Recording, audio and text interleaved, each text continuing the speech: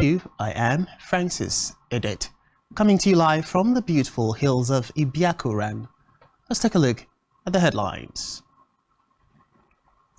Federal government give operators ultimatum to name oil well owners. INEC begins BVAS testing in Plateau State. Plus, Senegal blocks opposition demo over missing COVID funds. We will bring you details of these stories.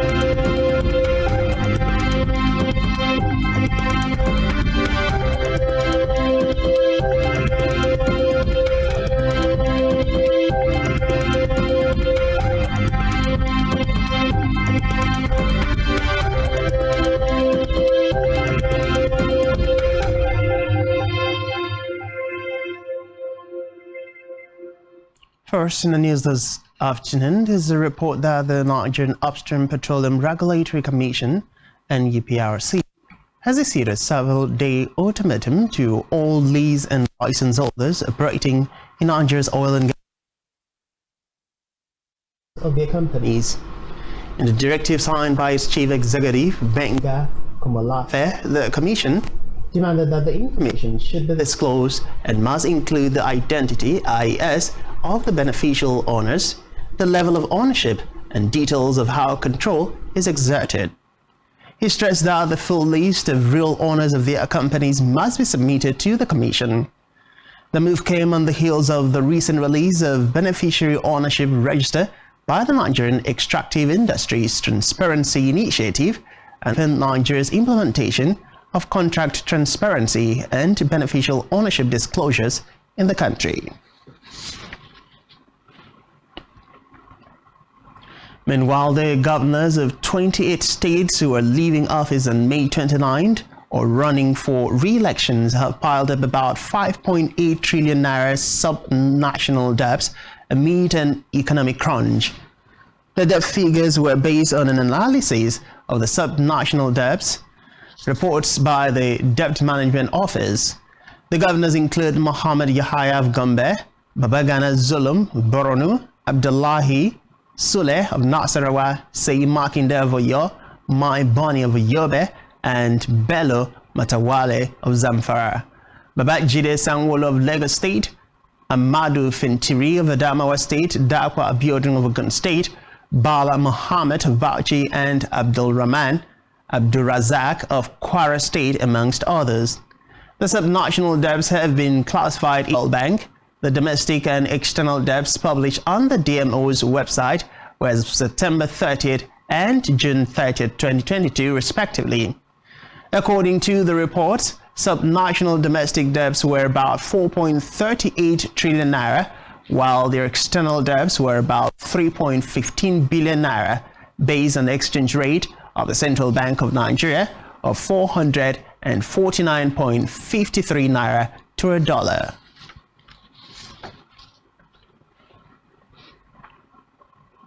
Away from that, the Minister of Labour and Employment, Chris Ngige, has said federal civil servants will start receiving full allowances by January as soon as President Muhammadu Buhari approves the payment. Ngige disclosed this while fielding questions from journalists. He said the idea of paying the allowances to federal civil servant was mooted as part of measures to cushion the effect of the current economic hardships in the country. The minister further said that workers' allowances have been tabulated by the ministry and sent to the president for approval.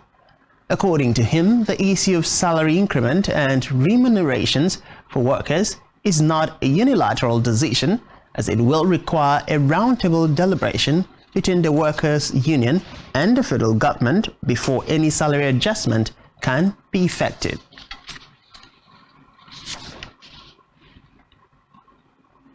In the meantime, the chairman, governing board of the Niger Delta Development Commission (NDDC), Loretta Onoche, has decried the level of underdevelopment in the Niger area despite the huge funds allocated to the interventionist urgency over the years.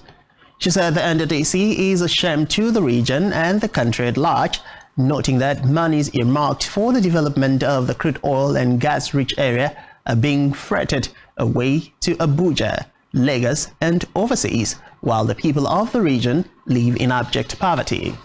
Director of the NDDC, Emmanuel Owobora, at the Commission's headquarters. Since its establishment by the NDDC Act, the NDDC has received a lot of flack from all and sundry. Consequently, the board will be looking to review also, in addition to all the guidelines issued by the Honorable Minister, we'll be looking to review the existing policies and guidelines to enable us to have a clear and expect to get a different result. Apart from the physical development of our region, we will be paying extra attention to the empowerment of our teeming youth population, equipping them with requisite skills to enable them catch up with their peers in other parts of Nigeria and elsewhere.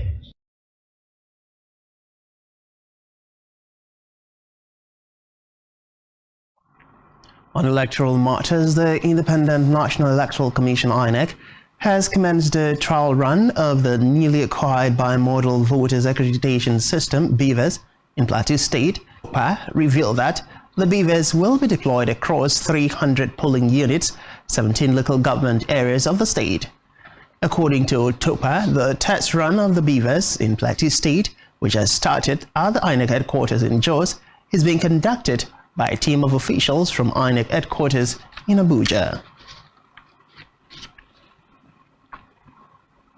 And back here, the management of TAF Media Group, operators of Planet 101.1 FM, Thanksio 102.7 FM, and Spectrum Television, has announced that one of its franchise, Spectrum TV, is now transmitting on Startimes DTH Channel 421 and on free-to-air frequency 12578, symbol rate 3500.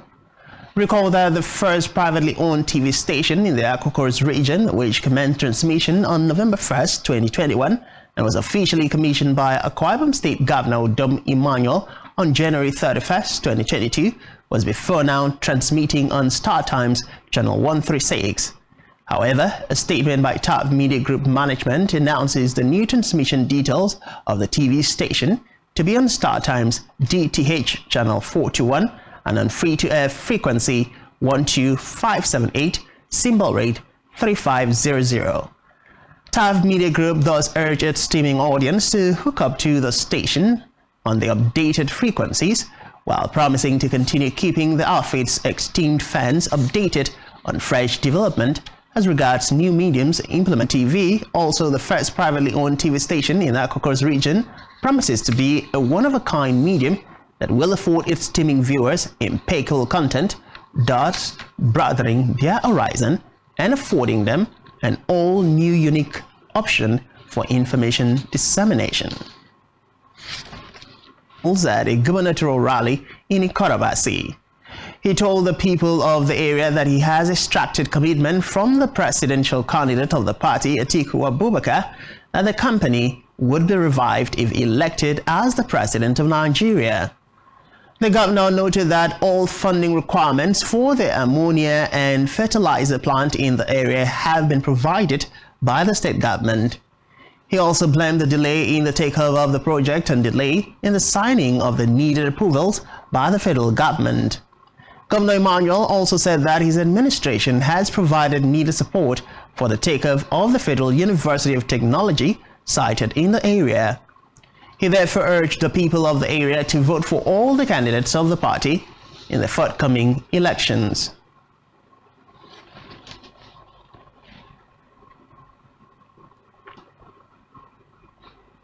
In the meantime, the Akwa Ibom State Capital have called on the government to commence inspection of fuel stations in the state as promised to ascertain compliance and adherence to guidelines on pump price of premium motor spirit. State lamented the hike in the price of premium motor spirit, popularly known as petrol, by independent marketers due to the fuel scarcity in the state. They noted that a task force committee should be introduced to checkmate the independent marketers so they can sell at the approved price of the government. They also appeal to the government to look into the matter and provide possible solutions before the resumption of schools. I used to pay 200 before. Presently now, I spend 500 naira every day to where I used to pay 200 naira before. Yes, you see, it is affecting all sectors of the economy negatively. You see, everything is hinged on the fuel and goods and services. The distance that we were paying 50 naira before is now 100 naira.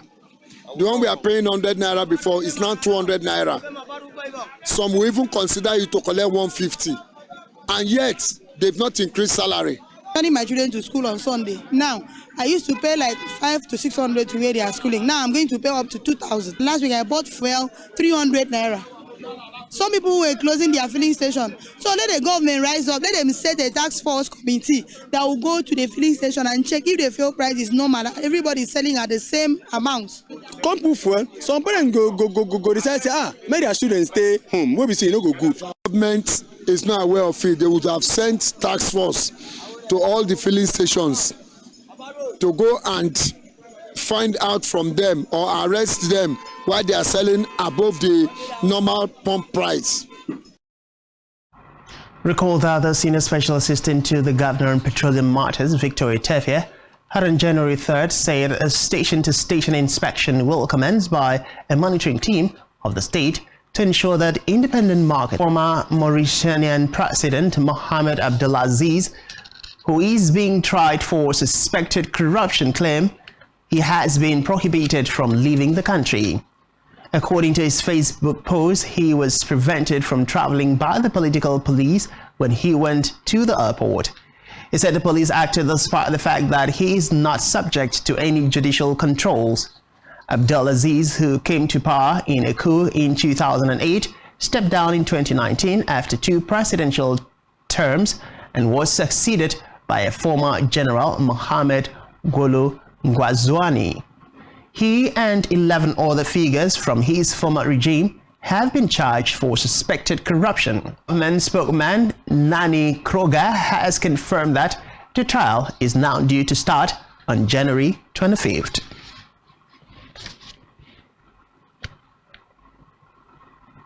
Still in Africa, Senegalese authorities have banned a demonstration planned in Dakar by opposition parties denouncing irregularities in the management of an anti-COVID fund identified in a report by the Court of Auditors in Senegal.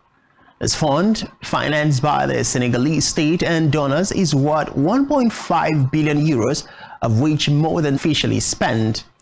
According to the reports from the Court of Auditors in Senegal, the main opposition coalition, named Yewwi Askan Wi, called for a demonstration to contest the way the government have been managing public funds against the democratic backsliding and impunity of the men in power. The government has defended itself by stressing that failures reported on the execution of the fund concern less than 1% of the total amount of judicial information on the matter. On the foreign scene, Germany has affirmed that it will provide Ukraine with Mother infantry fighting vehicles, as well as an additional Patriot air defense battery. This is according to a statement by the German ambassador to the US, Emily Haber. The Mother is an infantry fighting vehicle that has been in use by the German military since the early 1970s. While the German military's Minister Robert Habeck have hailed the government's logical decision to send more military aid to Ukraine.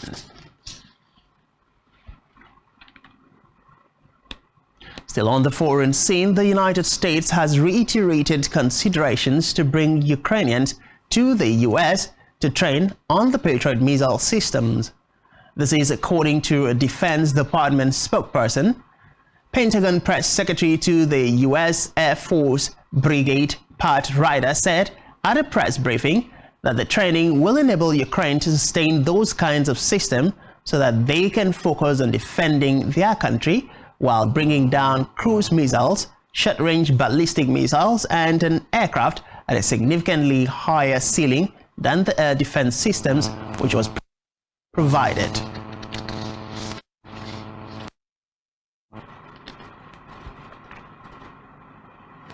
And still to come, American NFL players' health improves after cardiac arrest. Stay with us.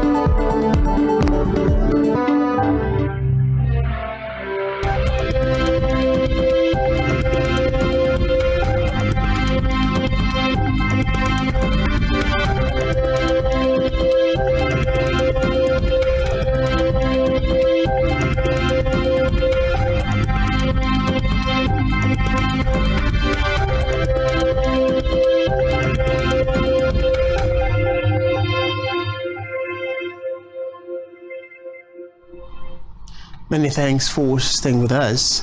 We move now to the business news, where the Nigerian Association of Chambers of Commerce, Industry, Mines and Agriculture, NACC-IMA, has called on the federal government to review policies that suffocated business establishments last year.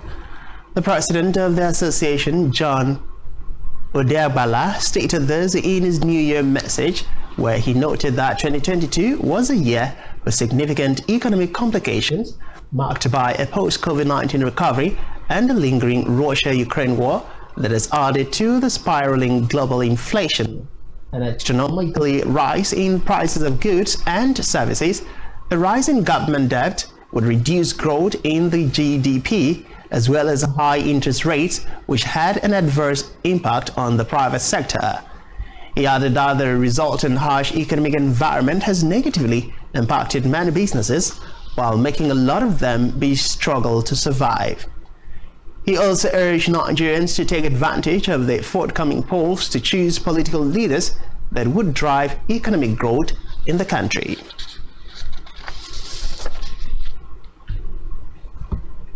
Meanwhile, the Nigeria Employers Consultative Association, NECA, has stated that dwindling ECA Adewale Oyerinde during a recent media parley in Lagos said businesses must have critical inputs in the context of raw materials, finance, and a stable environment for growth. He added that businesses must also require a hospitable regulatory framework or environment to flourish. He lamented that manufacturers had to approach the black market to have access to forex, even after paying double of what they had. Authorities such as the Apex Bank and the Ministry of Finance should be resolved so that situations can work in synergy. In health, medical bodies in the country have expressed worry about the federal government's refusal to place travel restrictions on inbound passengers from China in the country. According to them, Nigeria does not have adequate human resources to handle another pandemic as a result of the massive immigration of health workers to other countries, as well as the significant increase of COVID-19 cases, admissions and deaths in the United Kingdom. The Nigeria Center for Disease Control and Prevention, NCDC, has maintained that country-targeted travel restrictions, including requests for PCR negative tests from incoming travelers, has little or no effect on preventing global and national circulation of the Omicron variant.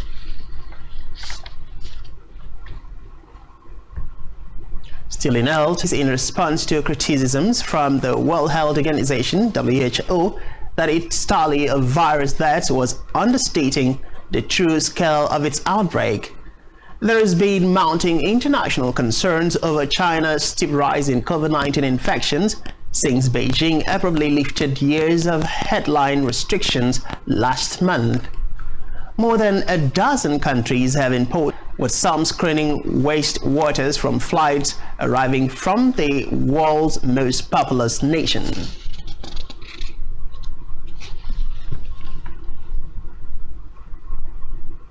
In sports, Cristiano Ronaldo's Saudi Arabian debut has been thrown into confusion following his new club's ground sealed off amid reports that the match had been cancelled. Hundreds of staff, including security chiefs and stadium staff, were kept outside with the gates locked. Groups of chefs in their white uniforms and several hundred security officials dressed in black stood outside the locked gates, while supporters in the club's yellow and blue colors stood outside, bewildered as to why there had been no official announcement. The players entrenched at Gate 9 was still in sports. American NFL player Damar Hamlin has shown remarkable health improvement following 3 days after suffering an intense cardiac arrest during an NFL game.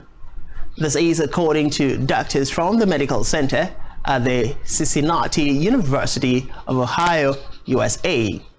Recall that Hamlin was in critical condition on a ventilator, unable to speak, but so far he has been able to communicate in writing. The Bills team won Monday's game against the Bengals in Cincinnati.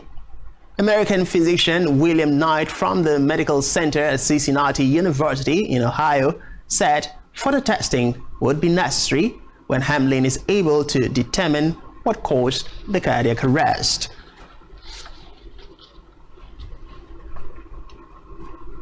On our entertainment news, the African streaming platform Showmax, which has given a lot of originals since the beginning of 2022, has announced that Nigerians will be in for a new ride in 2023.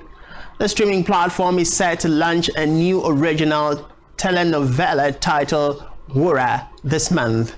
The new series is a Nigerian adaptation of the hit South African one magic telenovela, The River.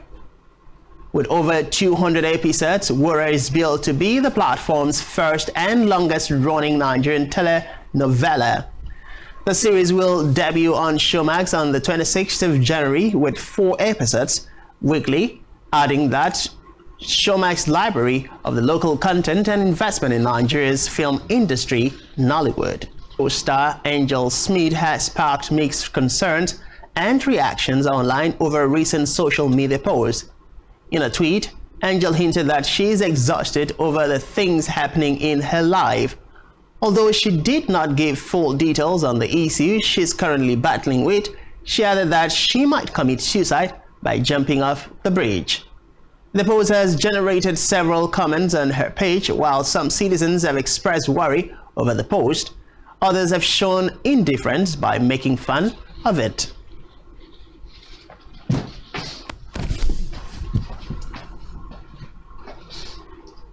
And that's all we have for you this time. Do ensure to follow us on social media and subscribe to our YouTube channel, all of which you can find on our website, spectrumtv.ng. You've been watching Spectrum News at 2. I am Francis Edit. Many thanks for watching and do have a great day.